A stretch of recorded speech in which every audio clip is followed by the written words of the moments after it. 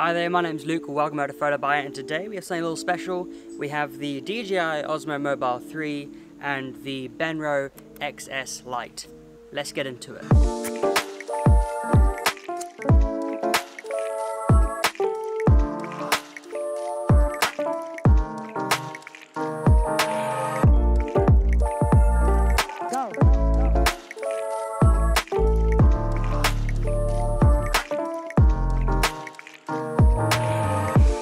So being announced just a week apart, the Benro and the DJI are probably the best to compete against each other because there hasn't been a long gap where technology has advanced and gotten better.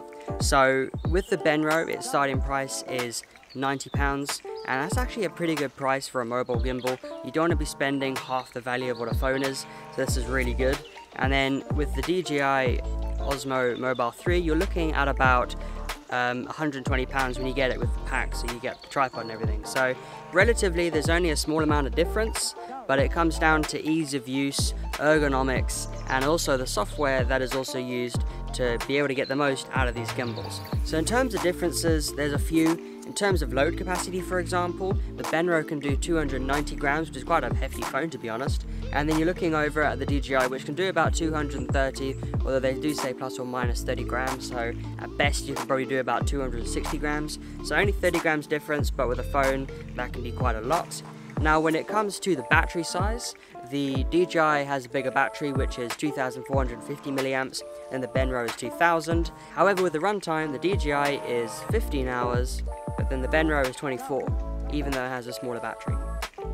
Don't quite know how that works. That will probably be down to the motor and how they displace the battery throughout the use as well. So those are just some of the differences.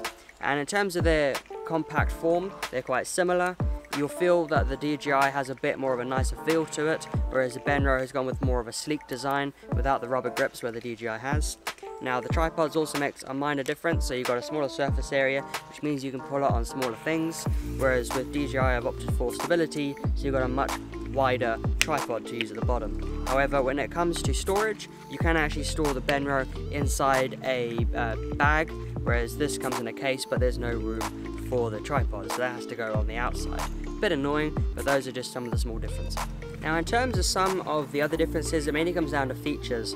Now with the DJI it was a bit easier to find the features, as DJI we talked about them on their website, whereas Benro they only really listed a few of them but didn't really go into detail, so we're going to have to go through the app to really see what it can do. But going back to the DJI, these are some of the features that it has. So the DJI Osmo Mobile 3 has gesture control, sport mode, active track 3.0, time-lapse and motion-lapse, hyperlapse, panorama, and also slow motion. However, the slow motion does depend on what mobile phone you're using. Obviously, the more high-end, the more access you have to the slower motions. However, you can still use it with the lower-end phones. So that is just some of the few things to bear in mind with the DJI.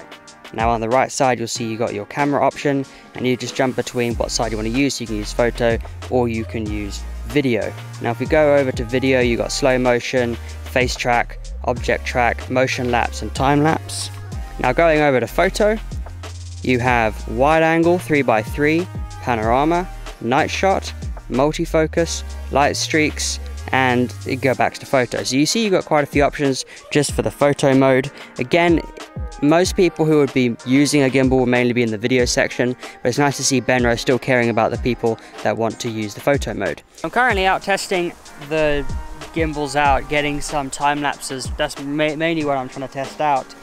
And we're shooting with the Huawei P30 Pro. That is our camera or phone we're using to test the gimbals to keep it a fair test.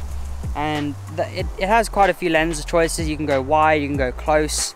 But when you're in the time-lapse mode on DJI, they don't utilize that, which is kind of annoying because you've got more phones coming out now with more lens options, so you can zoom in and you can go open wide.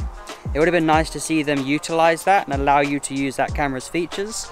But apart from that, it's a pretty smooth process. I've currently got it so it's doing a time-lapse from one section to the other. You can just input that into the app and it just does it for you. Just hit record, and then I'm going to test out the Benro.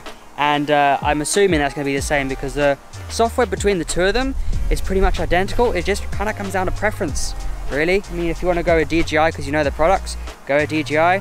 if you like the look of the Benro and it's a bit cheaper, then go with the Benro. I mean, in terms of software, they're both very similar. Okay, so done testing, time-lapse.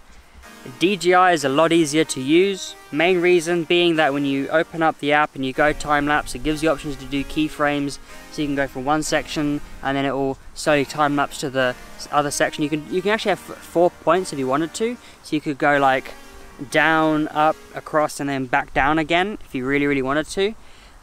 Which is a nice feature. It'd be nice if they had a few more, but the fact that they gave it to us in the first place is pretty good. Benro doesn't have that.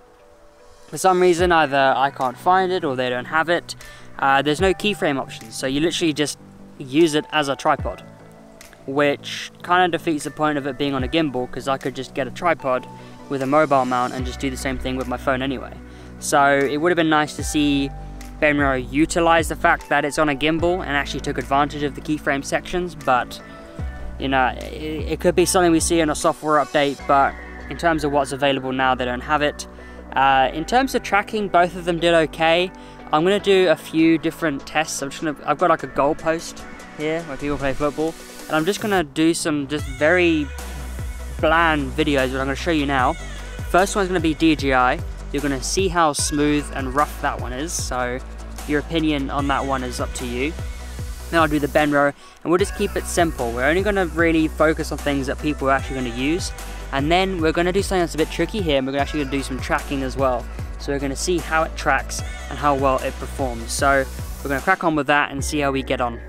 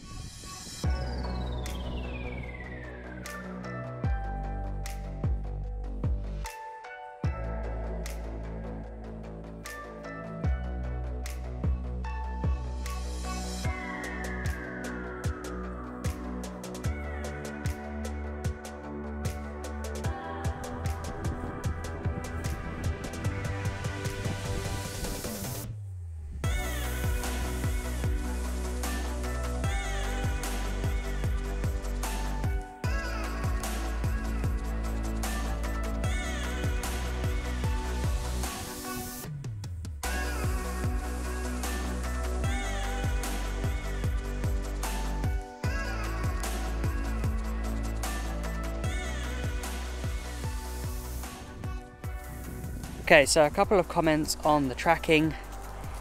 DJI again did quite well. I found that the Benro, there were times when, because it uses face tracks, it's got to see your face, it doesn't just take a person. So there were times when I would walk around and it would just completely forget me. I had to actually turn so I was actually in the light, so it actually had a chance. But even then, if I walked too fast in one direction, didn't have time to react, it would sort of react and then stop. So that was a bit annoying. So in terms of reliability, DJI is a bit more reliable on the tracking side of things. So in the end, if you're looking at the Benro, it's a great option if you're just looking to do some simple filmmaking, nothing crazy. If you want to be a bit more creative, the DJI does have those options. Also find that the tripod itself that it comes with, much easier to use than the DJI because it's wider, spreads out the weight. Now having to try find, because I'm on grass, I'm just using the grass, and there are times when the Benro's tripod, because it's so small, it struggles to find a solid base, so sometimes it kind of moves around. But overall, the DJI has a few more features that are nicer to use, allows you to be a bit more creative.